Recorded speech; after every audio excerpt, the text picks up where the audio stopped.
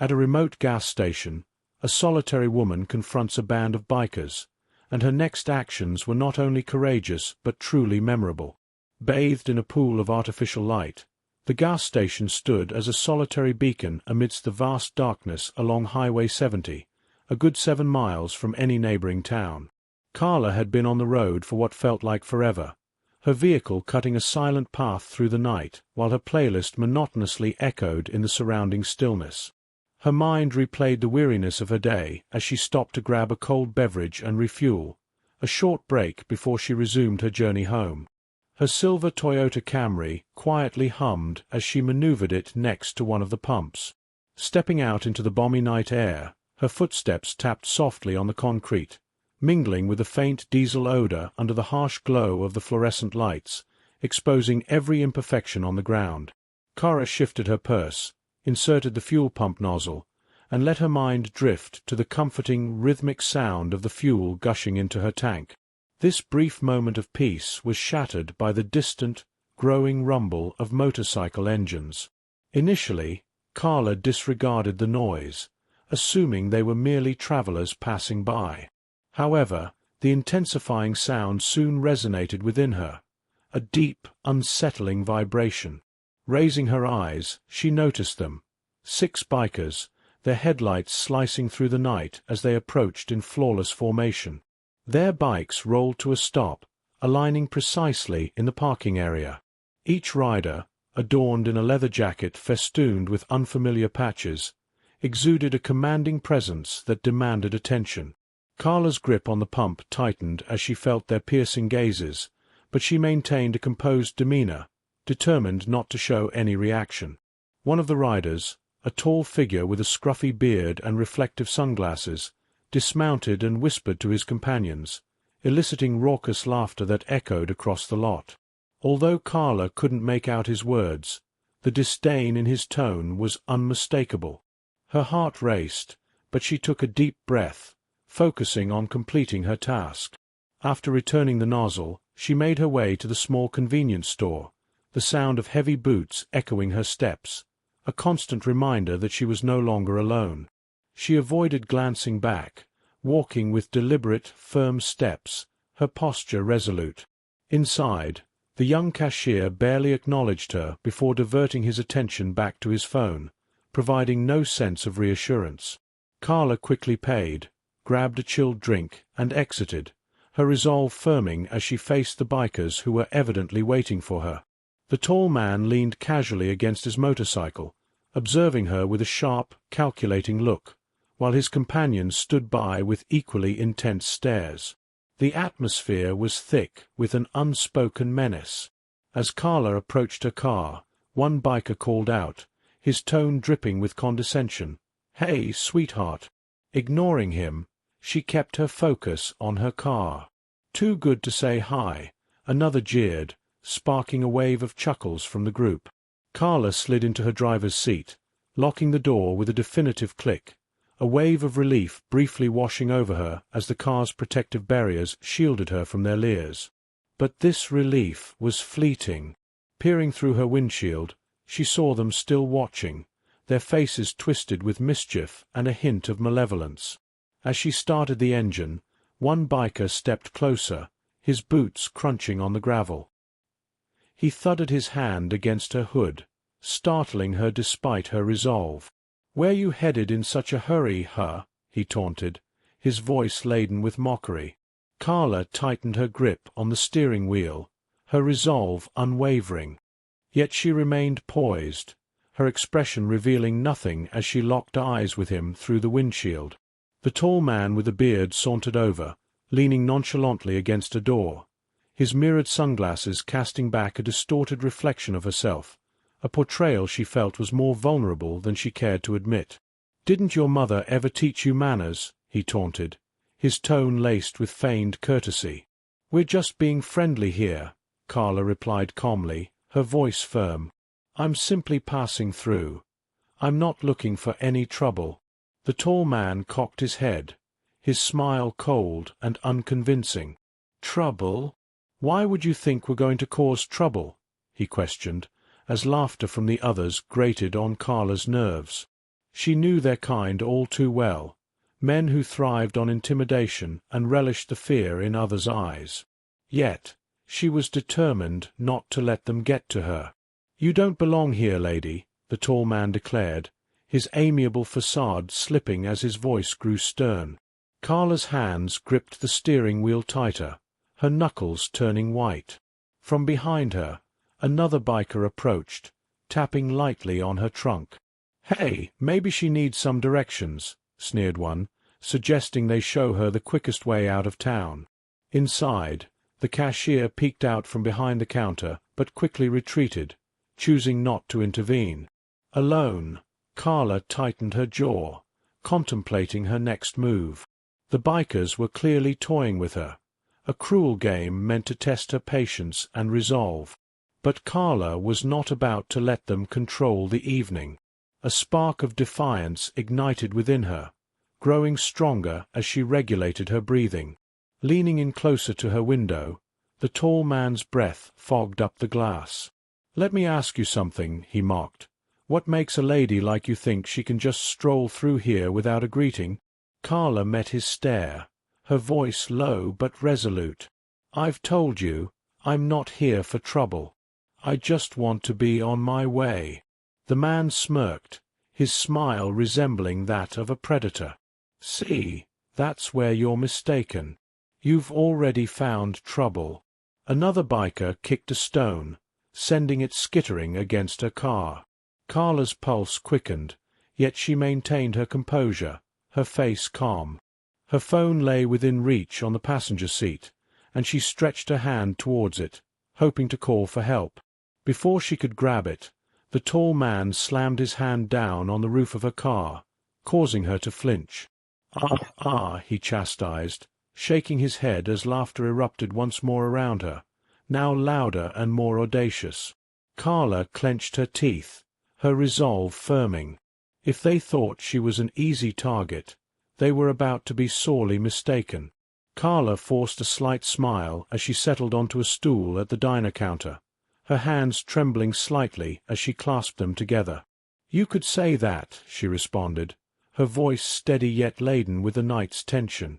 The waitress, a kind-eyed woman named Betty, poured her a cup of coffee without a word.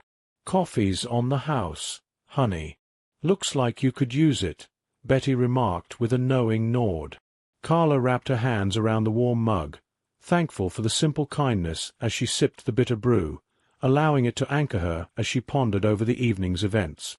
As she absorbed the warmth of the coffee, Carla's thoughts drifted back to the standoff. The image of the bikers' uneasy expressions lingered in her mind, their bravado faltering under her unwavering defiance. It wasn't merely about the fear they aimed to instill, it was about power, their enjoyment derived from usurping it from others. But tonight, Carla had refused to relinquish hers. "Rough night, huh?" A voice startled her, and she turned to see an elderly man in a booth, his observant eyes studying her intently. He motioned to the seat across from him. "Sometimes talking about it helps." Carla hesitated briefly before deciding to join him, drawn by his disarming presence and the quiet wisdom he seemed to possess. She slid into the booth, offering a faint smile. "Ever feel like the universe throws you into situations just to see what you're made of?" The man chuckled, his laughter warm and comforting. "More times than I can count," he replied, introducing himself as Walter. "Carla," she returned, shaking his hand. "And tonight, let's just say I encountered a group of people who thought they could intimidate me into submission." Walter leaned back, his expression contemplative.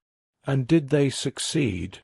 "No," Carla stated emphatically, her confidence bolstered as she recounted the events. She told him how she had stood her ground against the bikers' attempts to intimidate her, and how the situation had eventually diffused. Walter nodded, a look of admiration in his eyes.